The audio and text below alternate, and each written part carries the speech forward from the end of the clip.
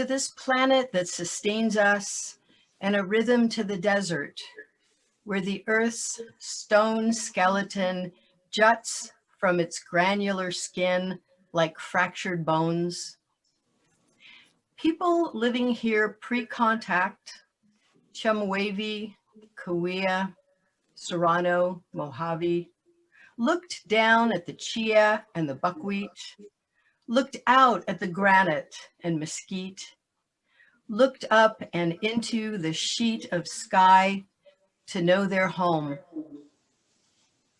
We who work in the national park also strive to know this place and understand its genius loci, identifying plants and animals, the traces left behind by others, and the geologic features so that we can speak about these things before the language is lost, before we lose sight of what is fading, the scenery and the natural and historic objects and the wildlife therein.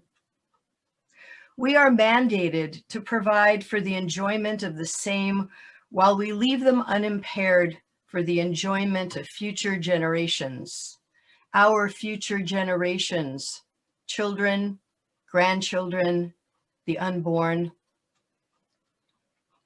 People living here pre-contact, Chemehuevi, Cahuilla, Serrano, Mojave, looked into this sky to monitor their progress around our closest star, the sun.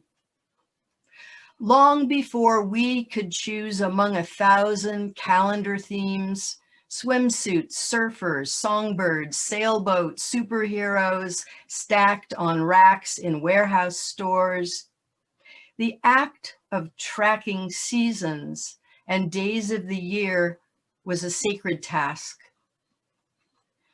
For the desert Indians, knowing where they were in the sky was a matter of survival, signaling time to hike into the mountains, leave before the summer heat bore down on them. It meant synchronizing their movement with the appearance of acorns or the migration of a herd. This knowledge has faded. Witness. An astronomer friend at the Griffith Observatory told me this.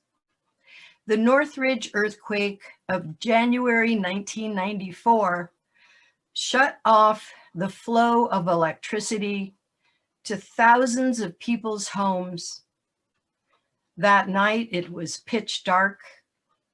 Hundreds called the observatory to ask, what are those strange little lights in the sky? Before the language is lost, before the darkness fades, turn off unneeded lights, shield the ones that burn, learn the names of constellations and teach them to the young. Corona Borealis, Scorpius, Hercules are visible now, revealed in the night's canopy as we rotate and face away from the sun. Sagittarius, Aquarius, the Milky Way still fill the sky from which we breathe.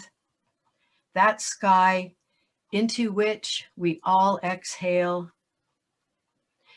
Though these stars may no longer guide our actions, signal a time to leave or lead us to a source of food, we can look to them for a sense of where we are, what we want to be, and listen to their rhythms as we circle around and around, each moment another possibility.